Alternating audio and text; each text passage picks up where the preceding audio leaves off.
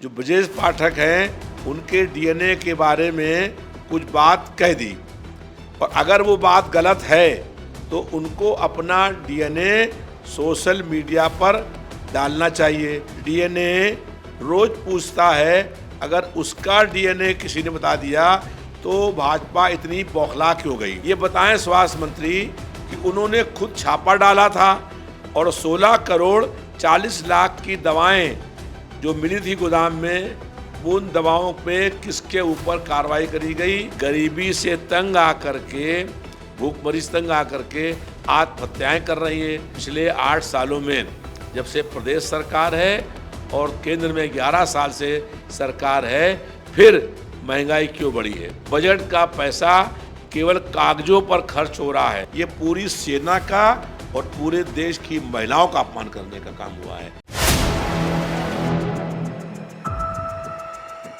4 PM news network में आप सभी का स्वागत है। मैं हूं क्षितिज कांत। लगातार उत्तर प्रदेश की राजनीति में कहीं ना कहीं इस समय समाजवादी पार्टी के सुप्रीमो अखिलेश यादव का नाम जबरदस्त चर्चा में है, और दूसरी तरफ ब्रजेश पाठक जो सूबे के उप मुख्यमंत्री हैं, एक पूर्व मुख्यमंत्री और इस समय मौजूदा सरकार में दूसरा उप मुख्यमंत्री, और जो मुद्दा है वो डीएनए का अब ग्राउंड स्तर पर पब्लिक के ज़बान पर है, और समर्थक जो हैं, चाहे वो भारतीय जनता पार्टी का हो चाहे वो समाजवादी पार्टी का हो, वो काफ़ी नाराज़ है। पहले बयानबाजी होती है सूबे के उप मुख्यमंत्री ब्रजेश पाठक की तरफ से डीएनए को लेकर के, सपा सुप्रीमो के डीएनए को लेकर के चर्चा होती है, और दूसरी तरफ फिर चर्चा आपने देखी कि ट्विटर हैंडल पर किस तरीके से एक वॉर सा चलता है, ट्विटर वॉर, और जिस पे चर्चा होने लगती है ब्रजेश पाठक के डीएनए को लेकर के, और उसमें कुछ ऐसे शब्द प्रयोग होते हैं जिसको लेकर के नाराज़गी व्यक्त करते हैं खुद सूबे के उप मुख्यमंत्री ब्रजेश पाठक। हमारे साथ इस समय बात करने के लिए मध्य विधानसभा के विधायक रविदास मल्होत्रा हैं, काफ़ी करीबी माने जाते हैं सपा सुप्रीमो अखिलेश यादव के। हम बात करेंगे विधायक जी, ये क्या चल रहा है? डीएनए को लेकर के एक वॉर सा चल गया, ट्विटर पर एक जंग सी छिड़ गई है। भारतीय जनता पार्टी जनता के मुख्य मुद्दों से जनता का ध्यान बांटने के लिए अनर्गल बयानबाजी करने का काम करती है। भाजपा सरकार के डिप्टी सीएम लगातार समाजवादी पार्टी के राष्ट्रीय अध्यक्ष का डीएनए की बात कर रहे थे, उनका डीएनए अपराधी है ऐसी बात कर रहे थे। उसके बाद जब समाजवादी पार्टी के एक कार्यकर्ता ने, जो ब्रजेश पाठक हैं, उनके डीएनए के बारे में कुछ बात कह दी, और अगर वो बात गलत है तो उनको अपना डीएनए सोशल मीडिया पर डालना चाहिए। जो दूसरों का डीएनए रोज पूछता है, अगर उसका डीएनए किसी ने बता दिया तो भाजपा इतनी बौखला क्यों गई? इसलिए हमने कहा कि जिनके घर शीशे के होते हैं वो दूसरों के घरों पर पत्थर नहीं फेंकते हैं। प्रदेश के डिप्टी सीएम कभी भी 3 साल से स्वास्थ्य मंत्री हैं, और स्वास्थ्य विभाग की हालत ख़राब है। दवा और इलाज और जांच नहीं हो रहा है। दवा, इलाज और जांच के अभाव में लोगों की मौतें हो रही हैं, लेकिन कभी भी स्वास्थ्य मंत्री ने इस पर ट्वीट नहीं किया, कभी इस पर बयान नहीं दिया कि किस तरीके से स्वास्थ्य सेवाएं सुधारी जाएं। प्रदेश के स्वास्थ्य मंत्री ने मेडिकल सप्लाई कॉरपोरेशन के एक गोदाम में छापा डाला, और उस छापे में 16 करोड़ 40 लाख की दवाएं मिली जिनकी एक्सपायरी डेट ख़त्म हो गई थी, और उसके बाद उस पर कोई कार्रवाई नहीं हुई। मेडिकल सप्लाई कॉरपोरेशन और स्वास्थ्य मंत्री के बीच में लेन देन हो गया, और उसके बाद कोई कार्रवाई नहीं हुई। ये बताएं स्वास्थ्य मंत्री कि उन्होंने खुद छापा डाला था और 16 करोड़ 40 लाख की दवाएं जो मिली थी गोदाम में, उन दवाओं पे किसके ऊपर कार्रवाई करी गई, कौन दोषी था, उसका जवाब देते नहीं हैं। आज अस्पतालों में दवा नहीं मिल रही है, इलाज नहीं हो रहा है, और जांचों के अभाव में लोगों की मौतें हो रही हैं। नौजवान बच्चों की छोटे बच्चों की ऑक्सीजन न मिलने के कारण से मौतें हुई, किसी अस्पताल में आग लग गई है, लेकिन उन सब सवालों पर स्वास्थ्य मंत्री कभी न बयान देते हैं न ट्वीट करते हैं। भारतीय जनता पार्टी में सबसे मुख्य बात यह है कि अगर स्वास्थ्य सेवाओं के बारे में कहिए तो स्वास्थ्य मंत्री नहीं, कोई और मंत्री जवाब देगा, कृषि मंत्री जवाब देगा, का कोई मतलब नहीं है। तो भारतीय जनता पार्टी जनता के मुख्य मुद्दों से जनता का ध्यान बांटती है। आज जनता महंगाई, बेरोजगारी, भ्रष्टाचार, बढ़ते हुए अपराध और ध्वस्त हो गई स्वास्थ्य सेवाएं, बंद हो रहे प्राइमरी स्कूल, इसके बारे में कोई बात नहीं करती है। बरसात का मौसम आने वाला है, कोई नाला साफ नहीं हुआ है, सारे नाले लबालब भरे हुए हैं, इस पर बात करने को तैयार नहीं है। आज जनता गरीबी से तंग आकर के, भूखमरी से तंग आकर के आत्महत्याएं कर रही है, लेकिन इस पर भारतीय जनता पार्टी के लोग नहीं बोलते हैं। और भारतीय जनता पार्टी के जो सारे नेता हैं वो समाजवादी पार्टी का दे रहते हैं। हम लोग और समाजवादी पार्टी संघर्षों के कोख से पैदा हुई है। 50 साल पहले जब देश में आपातकाल लगा था और उस आपातकाल के महासंग्राम में हम लोग 20 महीने लगातार जेल के अंदर बंद रहे थे और इन 50 सालों में 251 बार जेल गए हैं। कोई मुकदमा आपराधिक नहीं है। जैसे प्रदेश के डिप्टी सीएम पर जो है वो तमाम तरह के मुकदमे हैं, हमारे ऊपर सारे मुकदमे प्रदर्शन, आंदोलन और सत्याग्रह के हैं।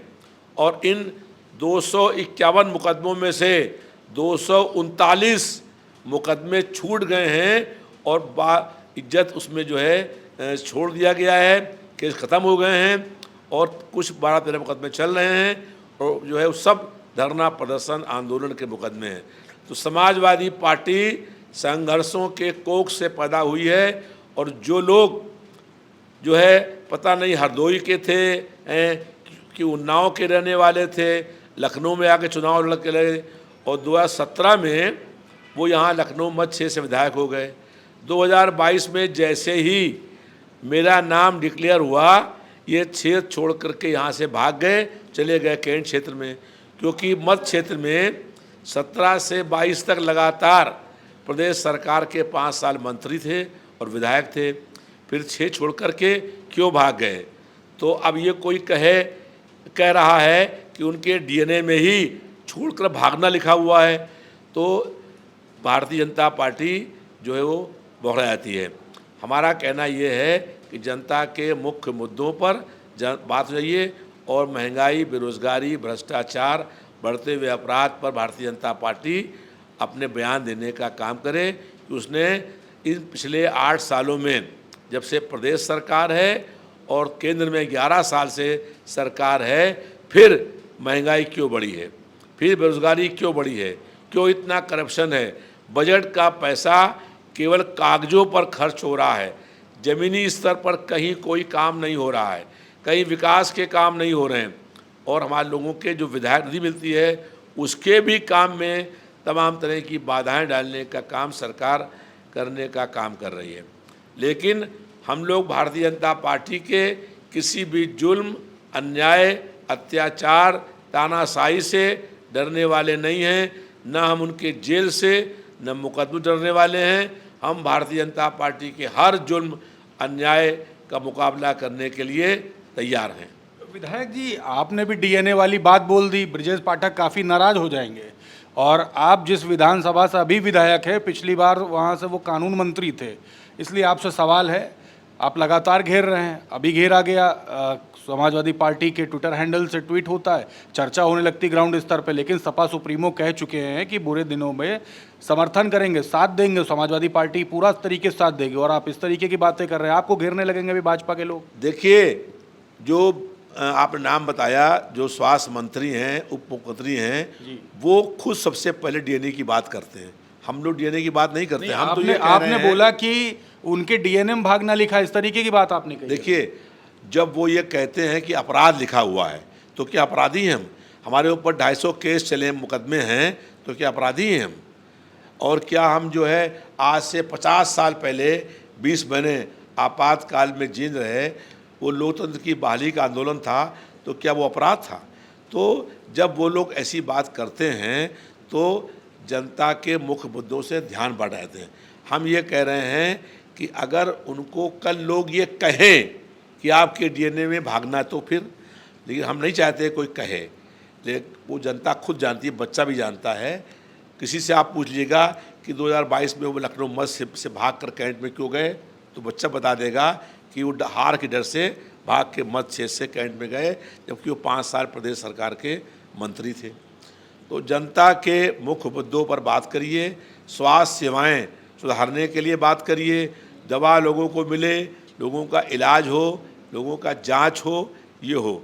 और जब वो बहुत बड़े दुख में आकर के रोएंगे कभी, जो जैसा अखिलेश जी ने कहा है, तो समाजवादी पार्टी जो है उनके उस दुख में उस वक्त उनको उस मतलब हिम्मत देने का काम करेगी। कहते हुए मुस्कुराहट आ रही है आपके चेहरे पर। देखिए, अगर कभी समाजवादी पार्टी में कोई बहुत दुखी परेशान हो करके जो है अगर वो आएगा, तो उसकी हम लोग मदद करने का काम करते हैं। हम लोग जो है वो उस शिक्षा के हैं कि अगर जो है वो विरोधी भी अगर परेशान है और उसका भी उत्पीड़न हो रहा है, उसका भी जुल्म हो रहा है, और वो हमारे पास न्याय मांगने कभी आएगा, तो हम उसके साथ न्याय करने का काम करेंगे। अच्छा, एक सवाल है विधायक जी, आप ही के पार्टी के तमाम समर्थक हैं। अभी कुछ ही समय पहले परशुराम जयंती थी, भगवान परशुराम जी की। बनारस से तमाम समर्थक आए हुए थे, वो ब्राह्मण समाज के थे। सभी कह रहे थे कि ब्रजेश पाठक को एक तरीके से न्योता तक दे दिया था कि पार्टी में आएंगे तो सम्मान ज्वाइनिंग करवाई जाएगी, ब्राह्मणों का सम्मान नहीं हो रहा, सरकार में इस तरीके के आरोप लगाए थे। लेकिन यहाँ पे जो ट्वीट हुआ है समाजवादी पार्टी के ट्विटर हैंडल से, या जो चर्चा चल रही समाजवादी पार्टी समर्थकों पे, वो चर्चा ये चल रही है, अब पब्लिक डोमेन की बात करें या भारतीय जनता पार्टी समर्थक की बात करें, वो कह रहे ब्राह्मणों का अपमान किया गया, इसमें ब्राह्मण के बड़े नेता का अपमान किया गया। नहीं, भारतीय जनता पार्टी में लगातार जो ब्राह्मण समाज के लोग हैं उनका अपमान करने का काम हो रहा है। और जो आपने बताया कि लोग बाहर से आए थे, उन्होंने कहा कि उनका अपमान हो रहा है, और अगर अपमान उनका हो रहा है तो उसको वहाँ छोड़ दें और दूसरी पार्टी में आ जाएं। तो ये जो ब्राह्मण समाज के लोग थे वो देख रहे थे कि भारतीय जनता पार्टी में उनका अपमान हो रहा है। हम लोग जो हैं कभी किसी का अपमान नहीं करते हैं, लेकिन जब कोई लगातार छेड़ता है तो फिर कोई कार्यकर्ता अगर किसी ने कह दिया, कोई पार्टी का ऐसा नहीं है कि अध्यक्ष जी ने कहा हो, किसी कार्यकर्ता ने उनके डीएनए के बारे में कह दिया, बता दिया, तो इतना तिलमिला क्यों गए?